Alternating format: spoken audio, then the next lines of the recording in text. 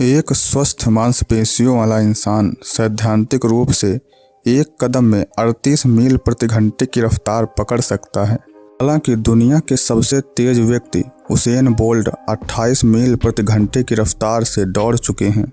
चीता जमीन पर दौड़ने वाला दुनिया का सबसे तेज जानवर है, जो 120 किलोमीटर प्रति घंटे तक की गति से दौड़ सकता है। दुनिया की सबसे तेज दौड़ने वाली ट्रेन 603 किलोमीटर प्रति घंटे की रफ्तार से दौड़ सकती है। अपने आप में ये गति अपने शीर्ष पर हैं, लेकिन आज हम जिस गति के बारे में बात करेंगे, ये गतियाँ उसकी 0.0001% भी नहीं हैं।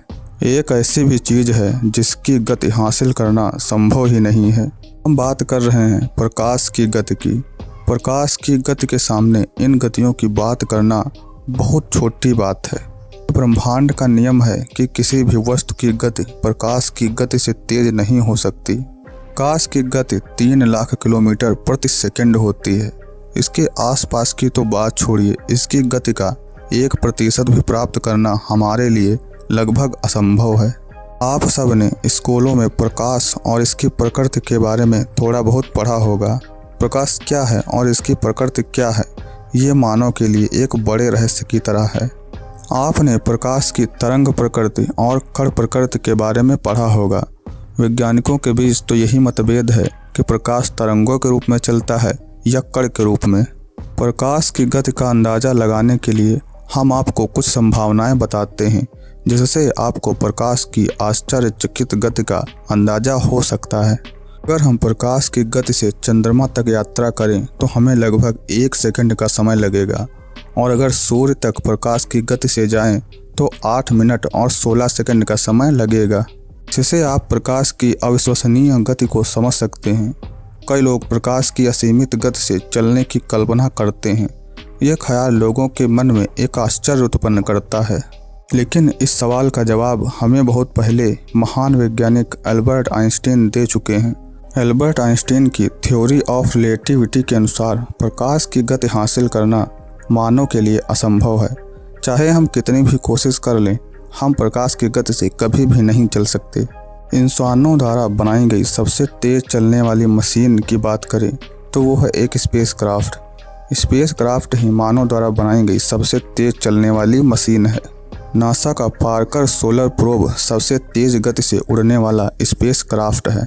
2018 में लॉन्चिंग के बाद इसने सूर्य के वातावरण में प्रवेश किया और सूर्य के गुरुत्वाकर्षण का इस्तेमाल करके 5,31,083 किलोमीटर प्रति घंटे की रफ्तार हासिल की। ये गति हमारे लिए बहुत अधिक तेज हो सकती है, लेकिन इतनी ज़्यादा गति भी प्रकाश की गति की मात्र 0.05% ही है। शायद आप ये सोच रहे हों कि जब हमने प्रकाश की 0.5% रफ्तार हासिल कर ली है, तो क्या 1% की रफ्तार भी हासिल की जा सकती है? तो इसका जवाब है हाँ, लेकिन इसके लिए बहुत ज़्यादा ऊर्जा की ज़रूरत पड़ेगी। मौजूदा स्पेसक्राफ्ट के ईंधन को बदलना पड़ेगा और उसकी जगह इलेक्ट्रिक या मैग्नेटिक बलों का इस्तेमाल करना होगा। इसी तरीके से हम प्रकाश की गति का 1% प्राप्त कर सकते हैं। फिलहाल ये सिर्फ एक संभावना और एक कल्पना मात्र ही है। अब हम आपको एक वैज्ञानिक के प्रयोग के बारे में बताते हैं, जिसने एक ऐसे कण का पता लगाया जिसकी गति प्रकाश से भी तेज है। ये बात है सितंबर 2011 की। एक वैज्ञानिक एंटोनियो एरिटिटाटो ने ये दावा किया कि न्यूट्रिनो नाम के कुछ कणों ने प्रकाश से भी तेज रफ्तार से दूरी तय की। एंटोनियो के साथ 160 अन्य वैज्ञानिक भी ओपेरा प्रोजेक्ट पर काम कर रहे थे, लेकिन आइंस्टीन के सापेक्षता के सिद्धांत, या यूँ कहें कि थ्योरी ऑफ रिलेटिविटी के अनुसार कोई भी चीज़ प्रकाश की गति को हासिल नहीं कर सकती, और अगर ये नियम गलत साबित हो तो विज्ञान के कई नियमों को बदलना पड़ेगा। एंटोनियो और उनके साथियों को अपने दावे पर पूरा भरोसा था, लेकिन आखिर में ये पाया गया कि ओपेरा प्रोजेक्ट के नतीजे गलत थे। एक तार में गड़बड़ी के कारण न्यूट्रिनो की गलत गति नापी गई। इसीलिए वैज्ञानिकों को लगा कि न्यूट्रिनो की गति प्रकाश से भी ज़्यादा तेज है। कई लोगों ने कहा कि ऐसे बड़े प्रयोगों में गलतियां होती हैं, लेकिन फिर भी जब इसके गलत नतीजों की बात सामने आई तो एंटोनियो को इस्तीफ़ा देना पड़ा। इससे यह साबित हो गया कि आइंस्टीन की थ्योरी ऑफ रिलेटिविटी नियम पूरी तरीके से सही है और प्रकाश की गति से तेज इस ब्रह्मांड में कुछ भी नहीं है।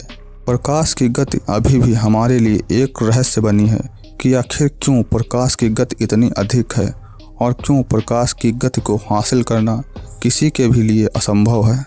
मुझे उम्मीद है कि इस वीडियो को देखकर आप प्रकाश की असीमित गति को समझ गए होंगे और इससे आपको प्रकाश की गति के बारे में अच्छा नॉलेज मिला होगा। अगर आपको ये वीडियो अच्छा लगा हो तो वीडियो को लाइक ज़रूर करें और हमारे चैनल को भी सब्सक्राइब कर लें।